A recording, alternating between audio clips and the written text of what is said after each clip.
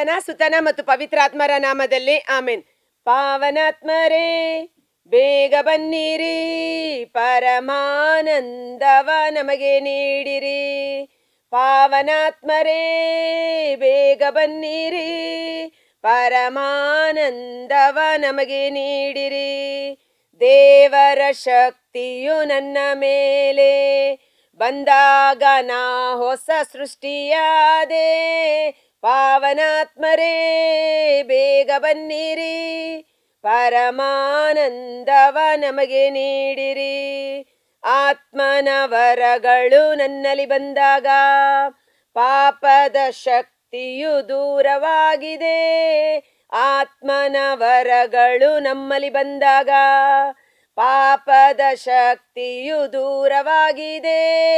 ಪಾವನಾತ್ಮರೇ ಬೇಗ ಬನ್ನಿರಿ, ಪರಮಾನಂದವ ನಮಗೆ ನೀಡಿರಿ.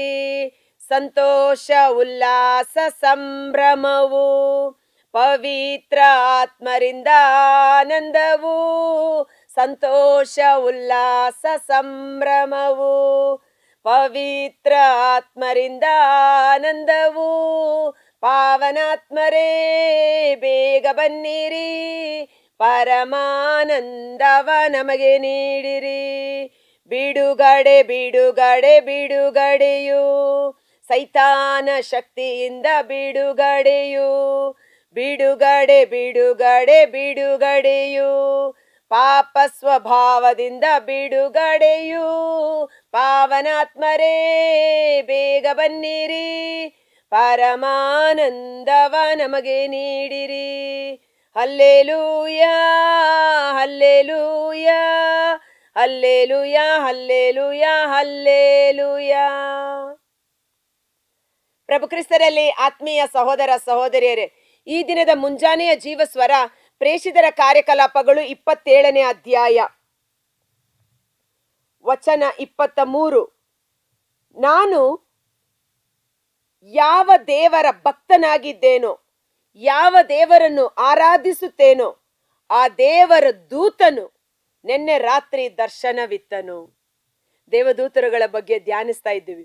ದೇವದೂತರುಗಳು ನಮ್ಮೊಡನೆ ಇದ್ದಾರೆ, ನಮ್ಮ ಮುಂಬಲವಾಗಿ ಇದ್ದಾರೆ, ಹಿಂಬಲವಾಗಿದ್ದಾರೆ, ಕಾವಲು ಕಾಯುತ್ತಿದ್ದಾರೆ. ಅವರನ್ನ ನೋಡಲು ನಮ್ಮ ಆತ್ಮೀಕ ಕಣ್ಣುಗಳು, ಮನೋನೇತ್ರಗಳು ತೆರೆಯಲ್ಪಡಬೇಕಷ್ಟೇ. ಇವತ್ತು ಯೇಸುವಿನ ಮುಖಾಂತರ ದೇವದೂತರು ಪರಲೋಕಕ್ಕೆ ಏರುವುದನ್ನು, ಭೂಲೋಕಕ್ಕೆ ಇಳಿಯುವುದನ್ನು ನೀವು ಕಾಣುವಿರಿ ಎಂದು ಪ್ರಭು ಯೇಸು ನುಡಿದ ರೀತಿಯಲ್ಲಿ ತನ್ನ ಮಕ್ಕಳ ಸೇವೆಗಾಗಿ ಪ್ರಭು ಯೇಸು ಕಳಿಸಿಕೊಡುವ ಅವರ ಸೈನ್ಯ ದೇವದೂತರುಗಳೇ ಆಗಿದ್ದಾರೆ. ಇಲ್ಲಿ ಪೌಲರಿಗೆ ರಾತ್ರಿಯ ವೇಳೆ ಒಂದು ಕನಸು, ಆ ಕನಸಿನಲ್ಲಿ ದೇವದೂತನು ದರ್ಶನವಿತ್ತು ಪೌಲನಿಗೆ ನುಡಿಯುವ ಮಾತುಗಳು ಅದ್ಭುತಕರವಾದ ಮಾತುಗಳು. ಆ ಪರಿಸ್ಥಿತಿ ಹೇಗಿದೆ ಎಂದರೆ ಭಯಭ್ರಾಂತ, ಮರಣಕರವಾದ ಪರಿಸ್ಥಿತಿ. ದೇವರೂ ಸಹ ನಮ್ಮನ್ನು ಕಾಪಾಡಲು ಸಾಧ್ಯವಿಲ್ಲ ಅನ್ನುವಂಥ ಪರಿಸ್ಥಿತಿ. ಅದನ್ನ ಸಂತ ಪೌಲರೇ ಹೇಳುತ್ತಾರೆ.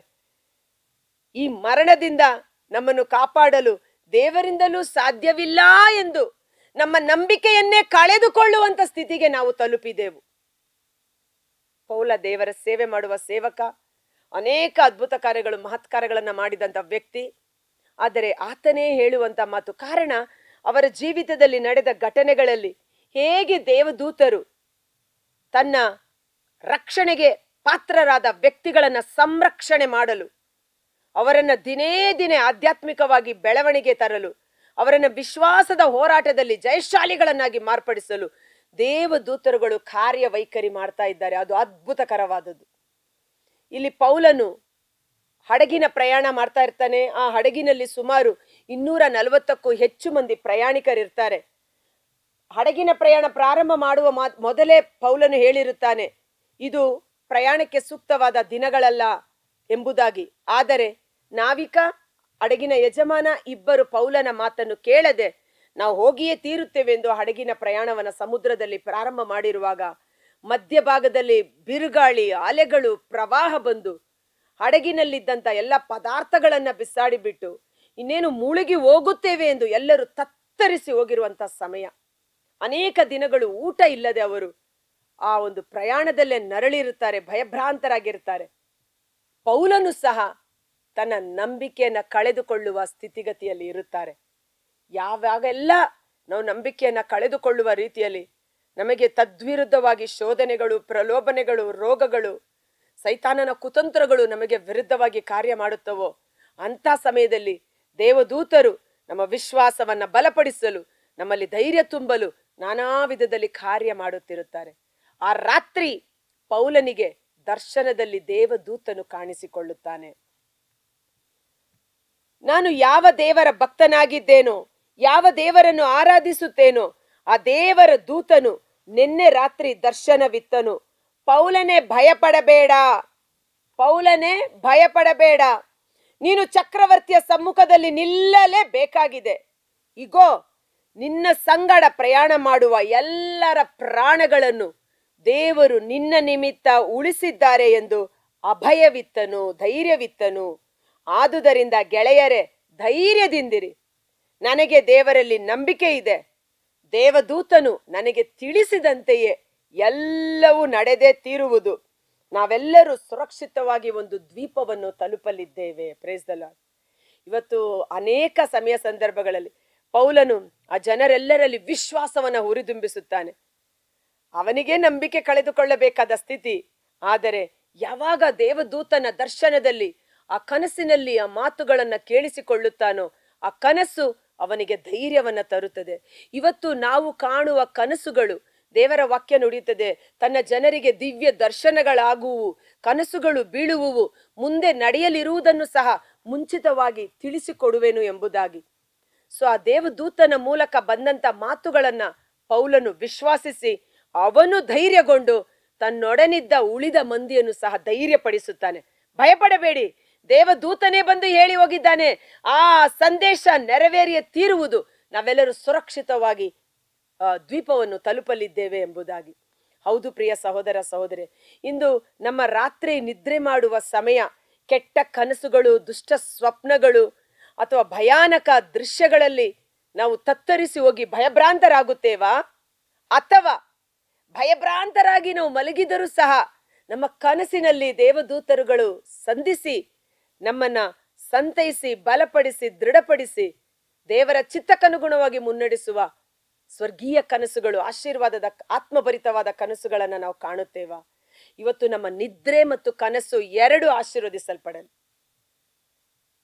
ಕಾರಣ, ಒಂದು ದಿನಕ್ಕೆ 24 ಗಂಟೆ, 24 ಗಂಟೆನ 3 ಭಾಗ ಮಾಡಿದ್ರೆ 8 8 8 8 3 24, ಒಂದು 8 ಗಂಟೆ, ಬೆಳಿಗ್ಗೆ 9ರಿಂದ ಸಾಯಂಕಾಲ 5 ಗಂಟೆ ತನಕ ಆಫೀಸ್ ಕೆಲಸ, ಎಲ್ಲರೂ ಕೆಲಸ ಮಾಡ್ತಾರೆ ಆಲ್ಮೋಸ್ಟ್ ಆಲ್, ಹೌದಲ್ವಾ?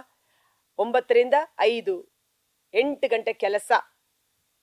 ಇನ್ನು ಬೆಳಿಗ್ಗೆ 4 ಗಂಟೆ, ಸಂಜೆ 4 ಗಂಟೆ ಊಟ, ಮಕ್ಕಳು, ಶಾಪಿಂಗ್, ಟಿವಿ, ನ್ಯೂಸ್ ವಗೈರೆ. ಆ 8 ಗಂಟೆ ಮುಗಿಯುತ್ತೆ. ಬೆಳಿಗ್ಗೆ 4 ಅವರು, ಸಂಜೆ 4 ಅವರು. ಮತ್ತೆ ನಿದ್ರೆ 8 ಗಂಟೆ ನಿದ್ರೆ. ರಾತ್ರಿ 10ರಿಂದ ಬೆಳಿಗ್ಗೆ 5 ಅಂದ್ರೂ 8 ಗಂಟೆ ನಿದ್ರೆ. ಅಂದ್ರೆ ನಮ್ಮ ಜೀವಿತದ ಕಾಲು ಭಾಗ ನಿದ್ರೆಯಲ್ಲೇ ಕಳೆದು ಹೋಗುತ್ತದೆ. ಆ ನಿದ್ರೆ ಆಶೀರ್ವಾದದ ನಿದ್ರೆಯಾಗಿ ಮಾರ್ಪಡಲಿ. ಕರ್ತರಾದ ಯೇಸುವೆ, ಈ ಮುಂಜಾನೆ ವೇಳೆ ಜೀವಸ್ವರವನ್ನು ಆಲಿಸುತ್ತಿರುವ ಪ್ರತಿಯೊಬ್ಬ ಸಹೋದರ ಸಹೋದರಿಯರನ್ನು, ಅವರ ಕುಟುಂಬಗಳನ್ನು ನಿಮ್ಮ ಕರಗಳಿಗೆ ಸಮರ್ಪಿಸುತ್ತೇನೆ. ಅಂದು ಪೌಲನು ಭಯಭ್ರಾಂತನಾಗಿ ತತ್ತರಿಸಿ ಹೋಗಿದ್ದರೂ ಸಹ ರಾತ್ರಿಯ ನಿದ್ರೆಯ ಸಮಯದಲ್ಲಿ ಸ್ವರ್ಗೀಯ ದೇವದೂತನು ಇಳಿದು ಬಂದು ಆತನನ್ನು ಬಲಪಡಿಸಿ, ಸ್ಥಿರಪಡಿಸಿ, ಧೈರ್ಯಗೊಳಿಸಿ ಜೆರುಸಲೇಮಿನ ಚಕ್ರವರ್ತಿಯ ಮುಂದೆ ನಿಂತು ಯೇಸುವಿಗೆ ಸಾಕ್ಷಿಯಾಗಿ ಮಾರ್ಪಡಿಸಿದ ರೀತಿಯಲ್ಲಿ ಅದರಿಂದ ಉತ್ತೇಜನಗೊಂಡ ಪೌಲ ಭಯಭ್ರಾಂತರಾಗಿ ತತ್ತರಿಸಿ ಹೋಗಿದ್ದ ತನ್ನ ಸಹ ಪ್ರಯಾಣಿಕರನ್ನು ಸಹ ಬಲಪಡಿಸಿ ಆ ಶೋಧನೆಯನ್ನ ಗೆದ್ದು, ಮರಣವನ್ನ ಗೆದ್ದು ದೇವರಿಗೆ ಸಾಕ್ಷಿಯಾಗಿ ನಿಂತ ರೀತಿಯಲ್ಲಿ ಇಂದು ನಮ್ಮ ಕನಸುಗಳು ಆಶೀರ್ವಾದದ ಕನಸುಗಳಾಗಿ ಮಾರ್ಪಡಲಿ. ಪೌಲನನ್ನು ಧೈರ್ಯಗೊಳಿಸಲು ಕಾರ್ಯ ಮಾಡಿದ ದೇವದೂತರುಗಳೇ, ನಮ್ಮ ಭಯದ ಸ್ಥಿತಿಗತಿಗಳಲ್ಲಿ, ನಮ್ಮ ನಿರಾಶೆ, ಸೋಲು, ಜಿಗುಪ್ಸೆ, ಅವಮಾನ, ಆತ್ಮಹತ್ಯೆ ಆಲೋಚನೆ, ಕಷ್ಟ ಸಂಕಟಗಳಿಂದ ತತ್ತರಿಸಿ ಹೋಗುವ ಸಮಯದಲ್ಲಿ ಪೌಲನನ್ನು ಬಲಪಡಿಸಲು ಕಾರ್ಯತತ್ಪರರಾದ ದೇವದೂತರುಗಳೇ, ನಮಗಾಗಿ ಎಡೆಬಿಡದೆ ಕಾರ್ಯ ಮಾಡಿರಿ. ಸೈತಾನನ ಹಿಡಿತಕ್ಕೆ ಸಿಲುಕದಂತೆ ನಮ್ಮನ್ನು ಕಾದು ಸಂರಕ್ಷಿಸಿ, ನಮ್ಮ ಪರವಾಗಿ ಹೋರಾಡಿ ದೇವರ ಚಿತ್ತವನ್ನು ಅರಿತುಕೊಂಡು ಸತ್ಯದ ಸನ್ಮಾರ್ಗದಲ್ಲಿ, ವಿಶ್ವಾಸದ ಹೋರಾಟದಲ್ಲಿ ದೃಢಚಿತ್ತರಾಗಿ ಮುನ್ನಡೆಯಲು ನಮಗೆ ಬೇಕಾದ ಸಕಲ ವಿಧವಾದ ಪವಿತ್ರಾತ್ಮರ ವರದಾನಗಳು, ದೇವದೂತರುಗಳ ಕಾರ್ಯವೈಖರಿ ನಮ್ಮ ಪರವಾಗಿ ಜರುಗುವಂತೆ ಯೇಸುವಿನ ಅದ್ಭುತಕರವಾದ ನಾಮದಲ್ಲಿ ಪ್ರಾರ್ಥಿಸಿ ಬೇಡಿ ಹೊಂದಿಕೊಳ್ಳುತ್ತೇವೆ. ಆಮೆನ್.